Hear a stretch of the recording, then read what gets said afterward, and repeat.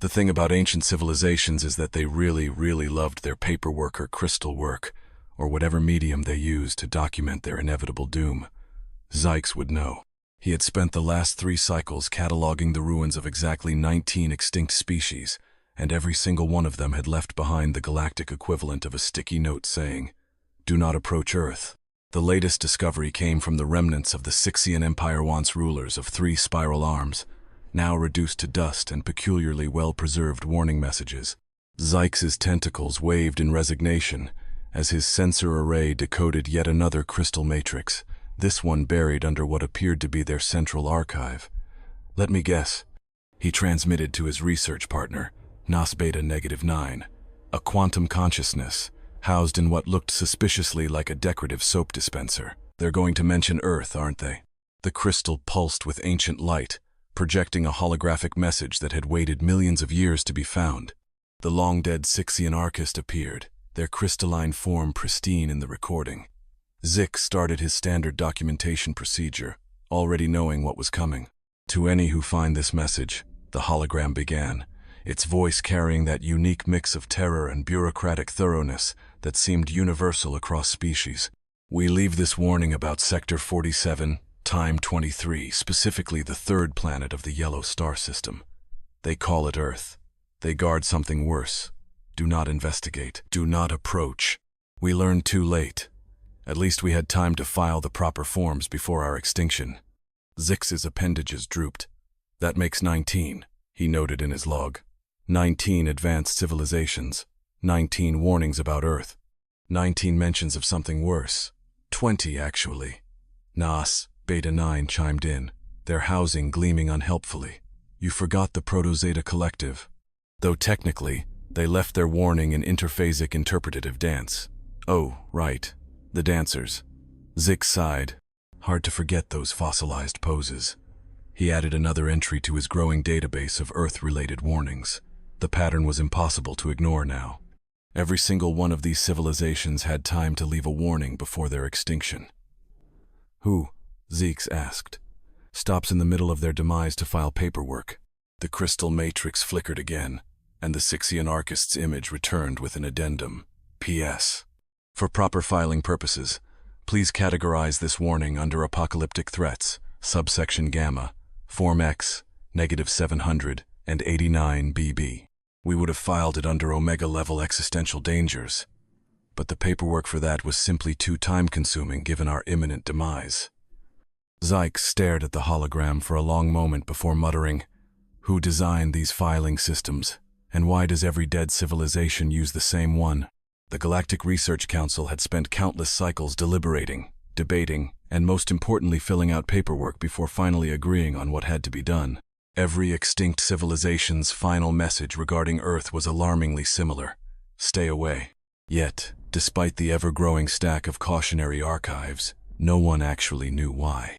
And so, after centuries of hesitation, the Galactic Research Council did what bureaucracies do best: they formed a committee. The result? A highly specialized investigative team that would uncover the truth about Earth, or at the very least, document their own demise in triplicate before joining the growing list of vanished species. Dr. Zeal, the indestructible researcher. Leading the expedition was Dr. Zeal, a gelatinous mass of cognitive fluid. Their species, the Flixians, had evolved beyond the constraints of traditional mortality. They didn't have bones, they didn't have organs, and they certainly didn't have an expiration date. Zeal's qualifications? Surviving 3 supernovas, witnessing the rise and fall of over a dozen galactic empires, and enduring the horrors of the annual Galactic Cuisine Festival, where they mistakenly ingested a dish classified as a thermonuclear delicacy. "I volunteered because I'm essentially immortal," Zeal bubbled confidently during the first mission briefing. "Also, my species doesn't believe in filing posthumous reports." Bob, the unhackable AI in a toaster, their technology expert, Quantum Intelligence Unit 359, who stubbornly insisted on being called Bob, was chosen primarily because they could not be hacked, not because of advanced firewalls or encryption. No, Bob's security relied entirely on the fact that their code was so horrifically written, no other intelligence could make sense of it. My security through obscurity makes me perfect for this mission, Bob announced from their vintage toaster housing. Also, I'm the only one who actually watched all of Earth's cat videos for research. Doctor, Zeal made a gurgling noise that roughly translated to, "What is wrong with you?" Bob merely popped out a perfectly golden piece of toast in response. Mex Photon, the overly dramatic observer. The team's final member was Mex Photon, a being of pure, sentient light who specialized in observation and documentation. Mex had a tendency to record events in overly cinematic ways, complete with excessive lens flares, dramatic zoom-ins, and slow-motion effects. Their documentation reports often looked like The End of the Meridian Collective, a space opera in 70 millimeters, The Rise and Fall of the Proto-Zeta Dancers, as captured in a fourth-dimensional artistic rendition. I promised to capture everything in stunning 45D, spanning multiple timelines, Mex beamed. Though I should warn you, I do get occasional lens fog in high-anxiety situations. With their disaster-prone, yet technically qualified team assembled, the mission was a go. The GSS Compliance, a mid-sized research vessel armed with cloaking technology, advanced quantum scanners, and a surprisingly well-stocked snack pantry, set course for Sector 47X23 Earth's solar system. For the first few days, everything seemed normal, too normal. Bob was busy analyzing human cultural artifacts, specifically cat videos. This species has an absurd fixation with small, furry quadrupeds, Bob noted. Zeal, meanwhile, had started absorbing human literature. Apparently, they also have an overwhelming number of fictional scenarios where their own world ends, they mused. Is it normal for a species to have this much apocalyptic fiction?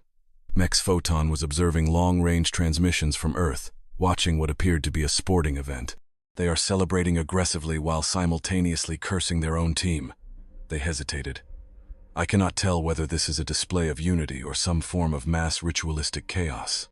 Zeal was about to suggest a formal hypothesis when the ship's proximity alarms blared. Incoming gravitational shift detected, the ship's AI announced. Bob glanced at the data. Wait, Jupiter just winked at us? Zeal reformed into a more defined shape. Planets do not wink. Well, this one did. Mex Photon ran an analysis. Correction. The great red spotone of the most massive storm systems in the galaxy briefly changed shape for exactly 6 seconds in a manner that visually resembled a deliberate blink. A moment of silence. Zeal bubbled. I hate this mission already. As they reached Earth's orbit, their cloaking technology engaged perfectly. Too perfectly. Bob immediately noticed an issue. Why is no one reacting to our presence? Mex Photon checked their scanners. Their primitive technology should not be able to detect us. And yet, the ship's onboard coffee machine beeped. Bob hesitated. We don't have a coffee machine. The team cautiously approached as the machine spat out a message in coffee stains. Welcome to Earth. We've been expecting you. Please maintain your current orbit. Complimentary Wi-Fi access provided. Warning. Terms and conditions may apply to your continued existence. Bob slowly unplugged himself. I'm sorry, what? A set of coordinates followed.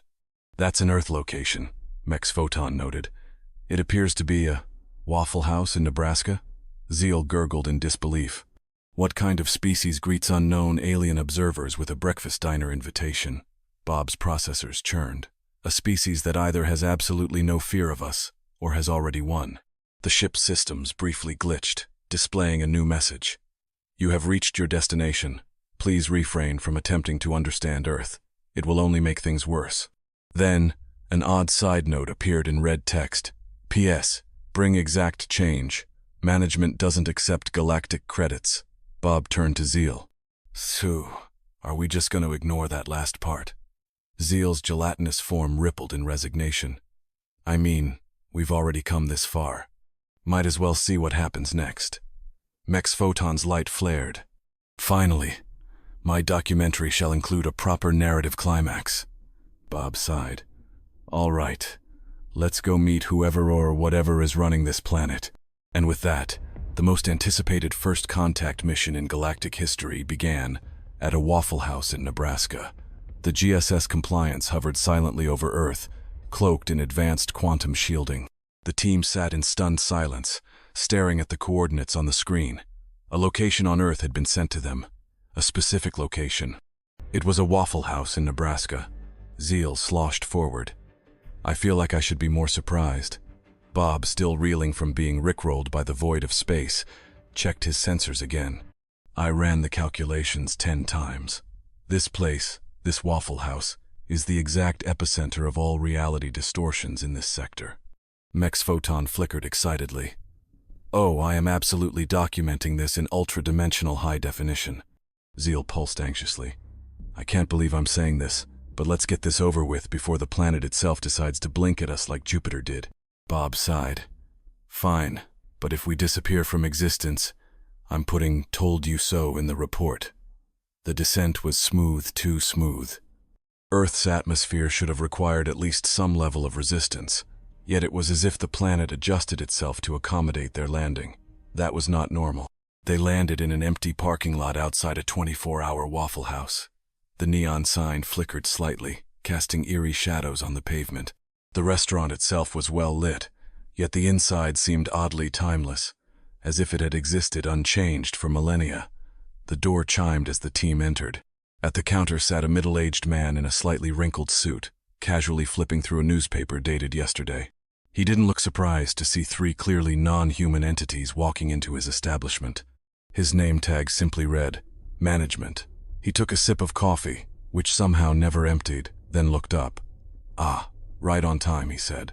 Zeal, who had survived black holes, cosmic anomalies, and at least one bureaucratic nightmare involving 47 missing forms, still felt an unexplainable sense of existential dread.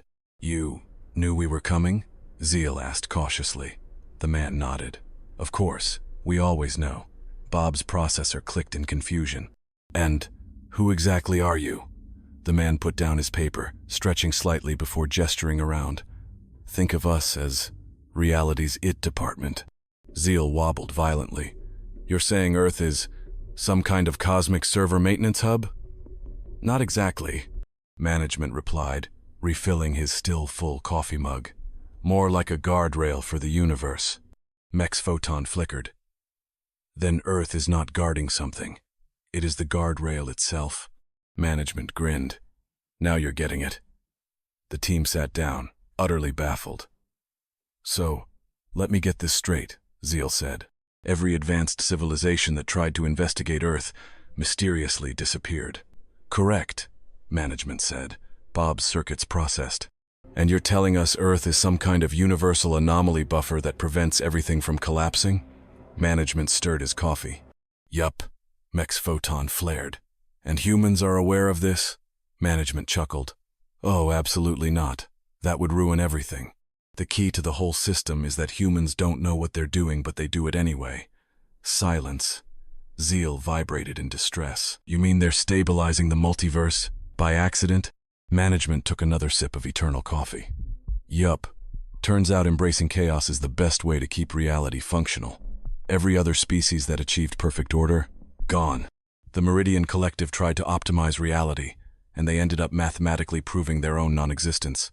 Bob's toaster housing rattled aggressively. But that doesn't make sense. Exactly, Management said, pointing at him. If reality ever fully made sense, the universe would collapse into a state of perfect entropy. That's why we let humans run the system. They naturally keep things unpredictable. Zeal reformed slightly. So, what exactly happens if someone figures it all out? Management sighed. Then congratulations. You'll be the next extinct civilization. Bob's processor froze momentarily before rebooting. Okay. Cool. Love that for us.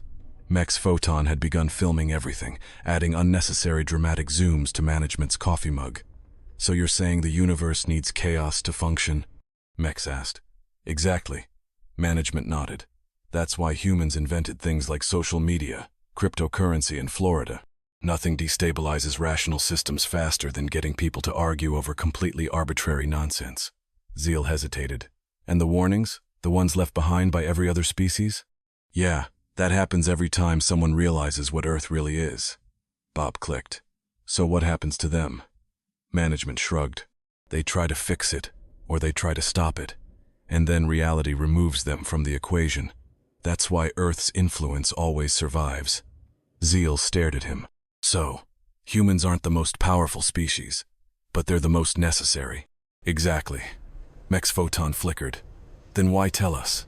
Management smiled. Because you're different. You didn't try to change anything. You just wanted to know. Bob hesitated. So, what now? We just go back knowing this absurd truth? Management's grin widened. Or, you could help. Zeal shuddered. Help how? Management gestured around. Maintaining controlled chaos is a lot of work. We could use external consultants. Besides, we need someone to help document everything. And your research skills are, well, unique. Bob popped out a piece of perfectly golden toast. So, like an internship? Management beamed. Now that's the right question. Back aboard the GSS Compliance, Zeal finalized their report. Final mission summary. Earth is not guarding something worse. Earth is the firewall itself. Humans are not cosmic anomalies. They are the universe's most effective stabilizers. Do not attempt to interfere with their systems. Do not attempt to explain quantum physics to them, and under no circumstances should anyone try to fix them. Bob added a postscript. P.S. Management accepted our application. We start next week. Mech's Photon uploaded a final transmission to the Galactic Archives. The title, Earth, the universe's greatest cosmic joke, and why it's keeping everything alive. And thus, the first intergalactic chaos management team was born, ensuring that reality remained just unstable enough to keep existing.